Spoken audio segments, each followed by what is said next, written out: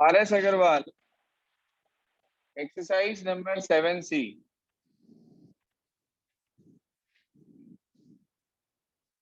Question number 5 में एक correction है, करेक्शन कर लीजिए। कुछ बुक्स ऐसी हैं जिसके अंदर एंगल कॉरस्पॉन्डिंग के प्लेस पर दिए गए हैं, जबकि ये आपको को इंटीरियर के प्लेस पर लेने हैं।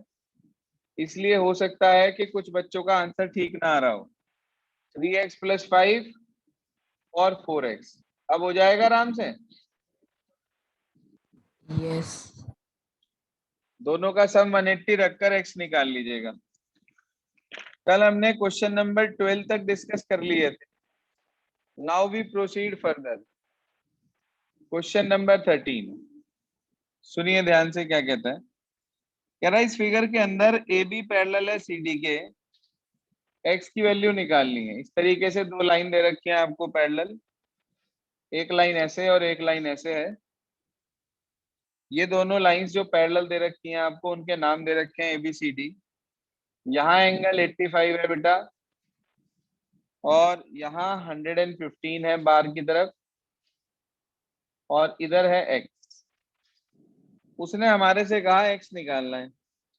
बड़ा आसान सा क्वेश्चन है, जरा ध्यान दीजिए बोर्ड पर आप। ये 85 है, तो कॉरेस्पॉन्डिंग से ये एंगल 1 कितने का होगा?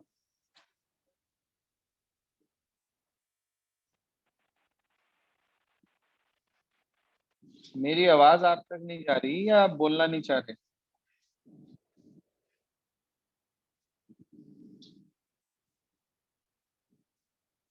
क्लियर है भाई सभी को? Yes sir. Yes sir. तो आपके Yes, पास sir. एंगल 185 हो गया। अब मुझे x निकालना है। आप मुझे बता सकते हो एंगल 2 कितने का होगा अगर एंगल 185 है तो?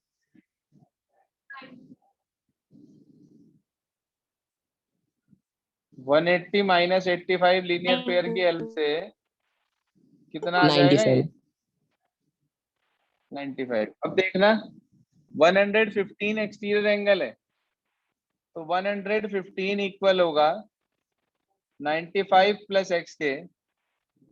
तो x की वैल्यू 20 डिग्री आ जाएगी क्या? हाँ जी। Yes sir. चलिए सर आगे चलते हैं। इसके बाद क्वेश्चन नंबर 14 क्या कहता है बच्चे? कह रहा है ABCD के पैरेलल है और XYZ की वैल्यू आपको निकालनी है। देखिए ऐसे एक लाइन दी है आपको, ऐसे एक लाइन दी है, ये आपके पास एक लाइन बनी है और ये आपके पास दूसरी लाइन बनी है। उसने आपको दिया यहाँ x, यहाँ y, यहाँ पर एंगल दे दिया आपको 75 डिग्री, z और 35 यहाँ दिया है, और उसने ये कहा आपसे कि ये दोनों लाइंस पैरेलल हैं। अच्छा, अगर ये दोनों पैरेलल हैं, आप मुझे बता सकते हो x कितना होगा? क्यों होगा? अच्छा, z कितना होगा? दोनों का रीजन? यदि आप बोलेंगे नहीं तो आपको कुछ भी समझ में नहीं आएगा। ये बात ध्यान से सुन ले हमेशा के लिए। इस ट्राइंगल में एंगल सम प्रॉपर्टी लगा दो, y आ जाएगा। यस। x + y + 75 180 के इक्वल। रीजन दिया आपने ASP। 75 उधर जाकर माइनस हो गया, 105 रह गया। x की वैल्यू रख दी हमने 35 डिग्री + y इक्वल्स टू 105। ये माइनस हो गया उधर जाके, y कितना आ गया बेटे? 70 डिग्री। 70 डिग्री। बिल्कुल सिंपल। Yes sir. बहुत क्वेश्चन नंबर 14 के बाद 15 पे आते हैं। 15 प्रूव करने वाला क्वेश्चन है, ये आपकी प्रॉब्लम भी थी। मैं इसको बिल्कुल उसी फंडामेंटल से कराऊंगा जैसे मैंने आपको कल क्वेश्चन समझाया था, मिलता जुलता है। ध्यान दीजिए क्वेश्चन नंबर 15। फिगर बनी हुई है हमारे पास कुछ इस तरीके से।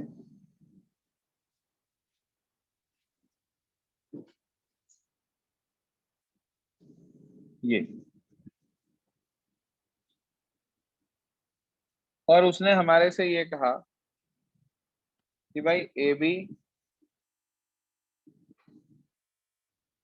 And C D are parallel. इस पॉइंट को नाम दिया उसने ई, और हमारे से प्रूव करने के लिए ये बोला है कि आपको प्रूव करना है angle B A E minus angle E C D equals to angle A E C. देखो भाई, बी ए ई तो ये वाला है, ई सी डी ये वाला है, और ए ई सी ये वाला है। इसका मतलब इन तीनों एंगल्स में रिलेशन घूमने और कुछ भी नहीं होना, ठीक है ना। मुझे एक बात बताओ, मैंने इसके अंदर एक कंस्ट्रक्शन करी जो कल बताई थी आपको कि produce B A up to F such that it intersect EC at F. Construction में आप ऐसे लिख सकते हैं, क्या कंस्ट्रक्शन करी हमने, produce B A intersect EC at F. बोलो भाई, यही कंस्ट्रक्शन बताई थी आपको कल के क्वेश्चन में भी। Yes sir. Yes sir. मुझे एक छोटी सी बात बता दो कि ये वाला जो एंगल 1 है वो किसके इक्वल होगा?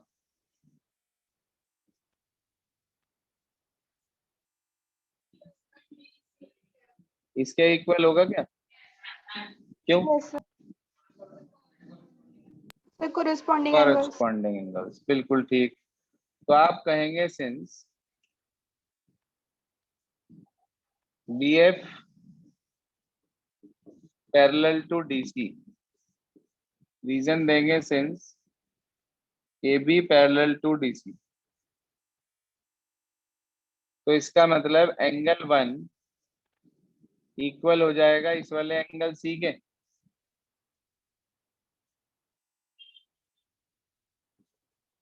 क्या रीजन दिया भाई आपने? Sir corresponding angles. बिल्कुल ठीक।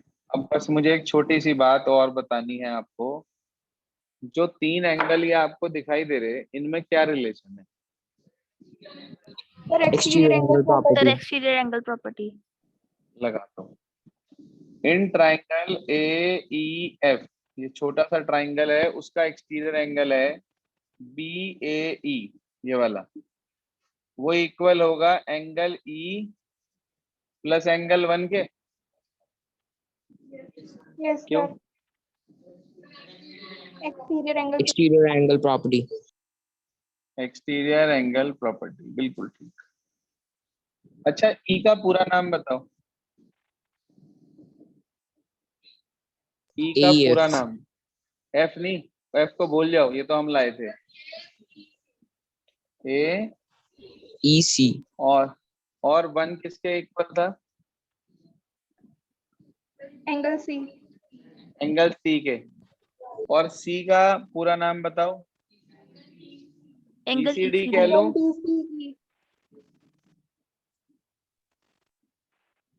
इस ईसीडी को उठा के लेफ्ट में ले आओ।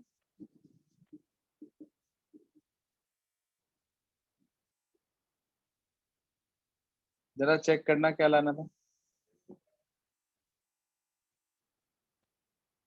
कुछ भी तो नहीं करा हमने, कुछ भी तो नहीं करा, सिर्फ जो कंस्ट्रक्शन करी उसके हिसाब से जो एंगल 1 हमारा एंगल सी के इक्वल आया था कॉरेस्पॉन्डिंग, तो उस 1 में और बाकी के 2 एंगल्स में हमने उठाकर वो प्रॉपर्टी लगा दी जो यहाँ पर अप्लाई हो रही, एक्सटीरियर एंगल प्रॉपर्टी। फिर हमने उसके नाम पूरे पूरे लिख दिए, जो माइनस में लाना था उसे माइनस में ले आए, बाकी जो राइट में बच गया वही हमें प्रूव करना था। बोले क्लियर नहीं हुआ क्या? हो गया। आसान है क्वेश्चन। चलिए सर, ये था 15 के बाद अगला है 16 है। 16 भी वैसा ही, ऐसे क्वेश्चन आप कई बार करके आ चुके हैं पीछे। आपको यदि ध्यान हो तो इस तरह के क्वेश्चंस में हमने क्या किया था, बता सकता है कोई स्टूडेंट?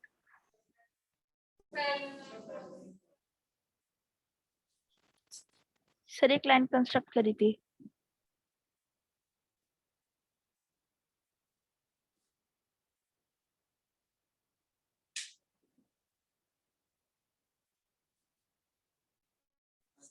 पैरेलल लाइन ड्रॉ करी थी भाई आप लोगों ने इसमें?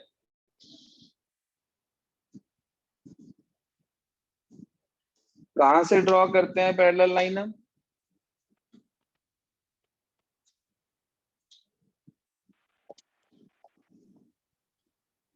Sir through F. Through F. F. हम यहाँ नेमिंग कर देते हैं पहले ABCD,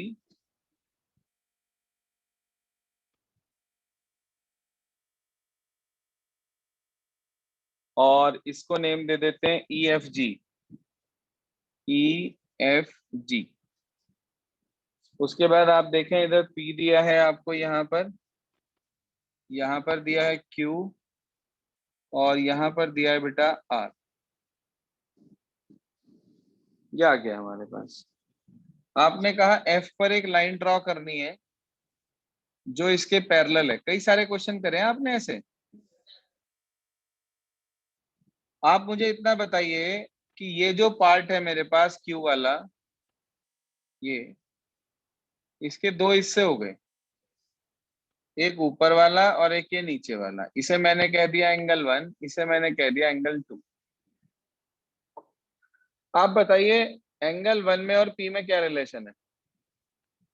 को इंटीरियर एंगल्स। को Interior. बिल्कुल ठीक। आपने कहा P plus angle 1 equals to 180 degrees.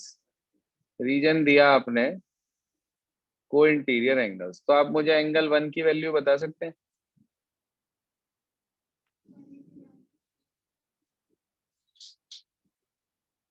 अच्छा बताओ 2 में और R में क्या रिलेशन है? Sir, alternate interior. तो एंगल 2 एंगल R के इक्वल होगा क्या ऑल्टरनेट इंटीरियर से? मुझे एक चीज दिखाई दे रही है फिगर में कि 1 और 2 एंगल को प्लस कर कर Q आ रहा है, तो मैंने इन दोनों इक्वेशंस को ऐड कर दिया। बोलिए सर, यहां तक कोई प्रॉब्लम? इसकी वैल्यू बता दो कितनी है।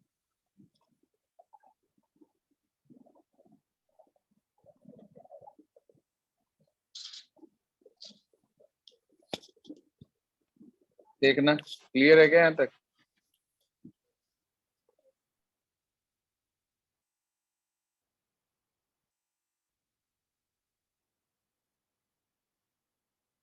क्लियर भाई? Yes sir. इन दोनों को उठा के लेफ्ट में ले आओ। माइनस का P इधर आकर प्लस का P, प्लस का Q पहले से है, प्लस का R इधर आकर।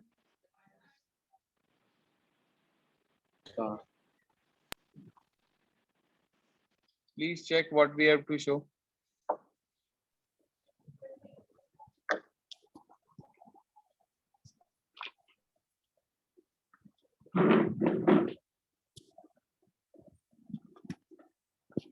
नंदनी माइक बंद करें आप अपना, अननेसेसरी माइक खुला ना रखे कोई भी।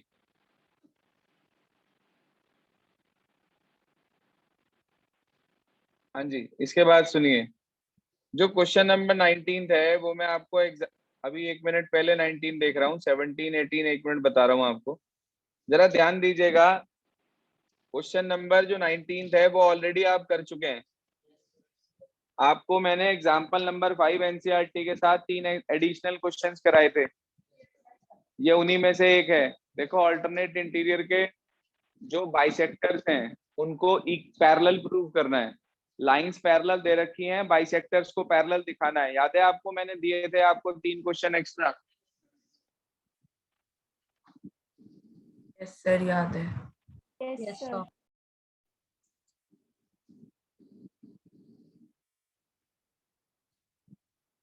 तो उसी के बिहाफ पर आप क्वेश्चन नंबर 19 कर सकते हैं। इसके बाद देखिए 17, बड़ा आसान सा क्वेश्चन है 17, लेकिन थोड़ा सा दिमाग लगाना पड़ेगा आपको इसके अंदर। उसने आपसे कहा ए बी सी डी के पैरेलल है, ई एफ जी एच के पैरेलल है, एक्स वाई जेड और टी निकालना है। अच्छा, फिगर में ध्यान दो और बताओ एक्स कितना है। फिगर नहीं बना रहा हूँ, फिगर नहीं बना रहा हूं मैं, आप लोग बना लीजिएगा। एक्स कितना है, वजह बताइए। पक्का भाई?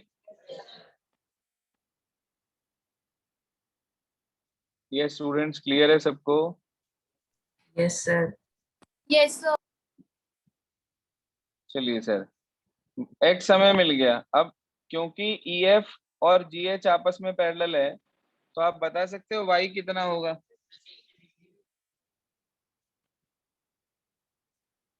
ऑल्टरनेट इंटीरियर एंगल्स, देखो एक्स और वाई ऑल्टरनेट इंटीरियर है, तो वाई भी 60 हो गया क्या?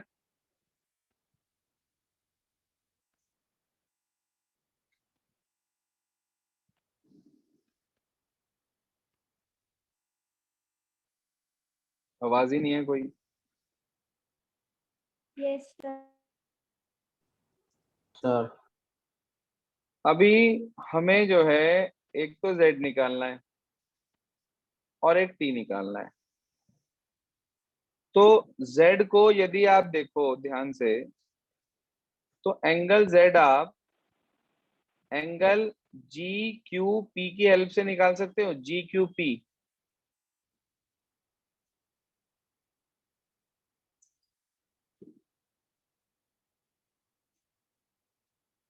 भाई फिगर में देखें, एंगल जी क्यू पी दिख रहा है क्या आपको ऊपर की तरफ? Yes, sir. अच्छा, P पॉइंट पर एक आपके पास एंगल 110 है, तो उसका वर्टिकली अपोजिट कितना होगा? 110। Sir, 110.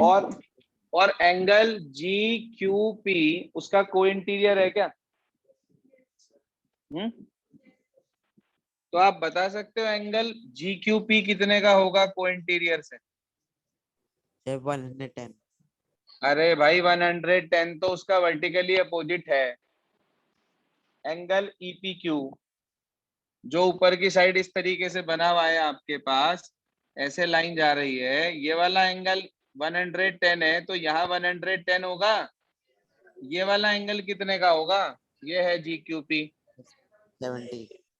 अच्छा, अगर ये 70 हो गया हमारे पास,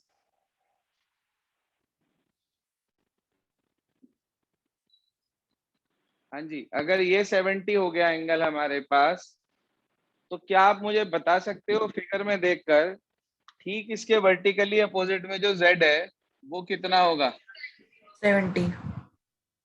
z 70 है। अच्छा, अगर z 70 है तो उसके ऑल्टरनेट इंटीरियर में जो t बना हुआ है वो कितना होगा? 110। 70. 110 क्यों भाई? ऑल्टरनेट ही तो है, ऑल्टरनेट इंटीरियर इक्वली तो होते हैं।